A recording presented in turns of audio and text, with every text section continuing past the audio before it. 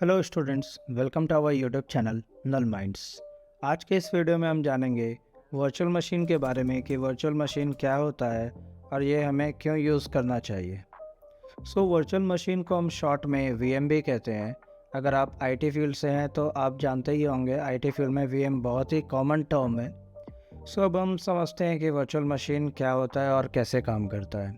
Suppose आपके college या school में आपको लिनक्स सिखाया जा रहा है, तो आपको एक प्रैक्टिकल करना है लिनक्स के लिए। तो आप क्या करेंगे? पहला ऑप्शन तो ये है कि आप एक नया लैपटॉप ख़रीदें जिसमें आप लिनक्स इंस्टॉल करवाएं और फिर उसे यूज़ करें। लेकिन हम इतना खर्चा नहीं होने देंगे आपका। हम वर्चुअलाइजेशन का इस्तेमाल कर सकते हैं।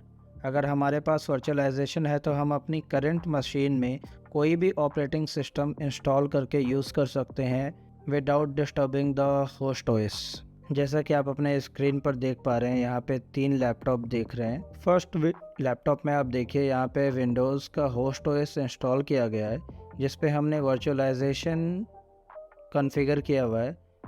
उसके बाद हमने एक लिनक्स का ओएस उसमें इंस्टॉल किया हुआ है, मतलब कि विंडोज़ के लैपटॉप में हमने वर्चुअलाइजेशन का इस्तेमाल करके लिनक्स ऑपरेटिंग सिस्टम को इंस्टॉल किया है, जो कि हम बहुत ही आराम से इस्तेमाल कर सकते हैं।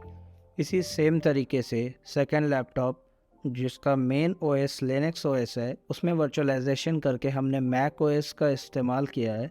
इसी तरीके से थर्ड लैपटॉप जिसमें Mac OS as a host OS install किया हुआ है, जिस पे हमने वर्चुअलाइजेशन कॉन्फ़िगर करके विंडोज़ ओएस इंस्टॉल किया है। तो आप किसी भी लैपटॉप में, चाहे वो किसी भी कंपनी का हो, कोई भी ऑपरेटिंग सिस्टम इंस्टॉल्ड हो उसमें पहले से, आप उसमें वर्चुअलाइजेशन कर सकते हैं बहुत ही ईज़िली, और आप अपना कोई भी मनपसंद ऑपरेटिंग सिस्टम उसमें इंस्टॉल करके बहुत ही आसानी से यूज़ कर सकते हैं। अब हम देखते हैं कि वर्चुअलाइजेशन का यूज़ हमें कैसे कर सकते हैं और इसका इस्तेमाल करने के लिए हमें क्या करना पड़ेगा।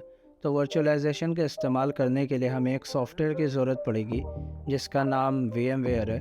So basically, VMware is a software that helps you to install and run another operating system, which means virtual machine in your existing system. तो VMware एक ऐसा सॉफ्टवेयर है जो आपको हेल्प करता है आपके करंट ऑपरेटिंग सिस्टम में दूसरे ऑपरेटिंग सिस्टम को इंस्टॉल करने में। मीन्स आपको एक प्लेटफॉर्म दिया जाता है जहाँ पे आप दूसरा ऑपरेटिंग सिस्टम अपने करंट ऑपरेटिंग सिस्टम में इंस्टॉल कर सकते हैं उस सॉफ्टवेयर का हेल्प ले करके। अब आप समझ लो कि यह हमारा होस्ट ऑपरेटिंग सिस्टम है। होस्ट ऑपरेटिंग सिस्टम मतलब primary operating system. Operating system कोई भी हो सकता है, जैसे विंडोज़, लिनक्स, मैक या कोई भी। अब आपको अपने होस्ट ऑपरेटिंग सिस्टम के साथ कोई और ऑपरेटिंग सिस्टम यूज़ करना है अपने सेम कंप्यूटर या लैपटॉप में, तो आप क्या करोगे? तो उस समय आपको वर्चुअलाइजेशन काम में आता है और इसकी मदद से आप कोई भी ऑपरेटिंग सिस्टम को इस्तेमाल कर सकते हो। जैसा कि आप अपने स्क्रीन पर देख पा रहे हैं कि हमने VMware का यूज़ करके वर्चुअलाइजेशन का यूज़ लिया है, जिसकी मदद से हम अपने होस्ट ओएस में 3 मल्टीपल टाइप्स के ओएस हम यहाँ पर रन कर रहे हैं। फर्स्ट हमारा खाली लिनक्स ओएस है, सेकंड हमारा विंडोज़ ओएस है एंड थर्ड हमारा मैक ओएस है। तो आप एक साथ मल्टीपल ऑपरेटिंग सिस्टम यहाँ पे वर्चुअलाइजेशन के थ्रू इस्तेमाल कर सकते हैं, कोई भी दिक्कत नहीं है।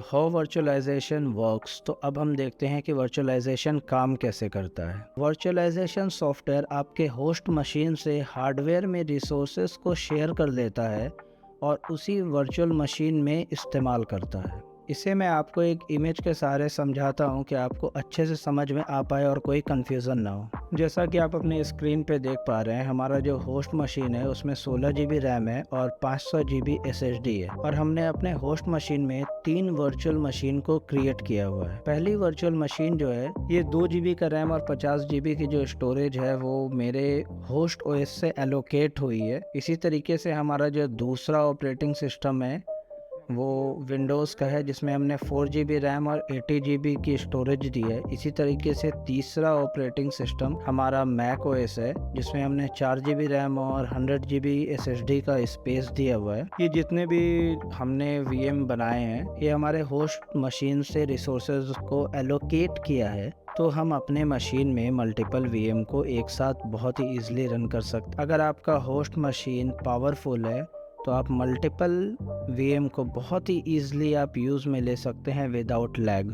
आप जो भी वर्चुअल मशीन यूज़ करते हो तो वो फुल्ली आइसोलेटेड होता है, मतलब अपने स्पेस में ही काम करता है। अगर उसे कोई भी दिक्कत आती है जैसे कि वायरस, मालवेयर, रैंसमवेयर और भी किसी तरीके की अगर दिक्कत परेशानी होती है तो वो होस्ट मशीन को इन्फेक्ट नहीं करता है और ना ही आपका होस्ट मशीन उस वर्चुअल मशीन को इन्फेक्ट करता है। अगर आपके होस्ट मशीन में कोई दिक्कत होती है तो आपका वर्चुअल मशीन भी इन्फेक्ट नहीं होता है। जैसा कि हमने पहले ही देखा था कि अगर आपको मल्टीपल ऑपरेटिंग सिस्टम यूज़ करना है तो आपको अलग अलग मशीन ख़रीदने की ज़रूरत नहीं है। तो यहाँ पर आप सोचिए कि आपका कितना ज़्यादा कॉस्ट सेव हो जाता है वर्चुअलाइजेशन की हेल्प से।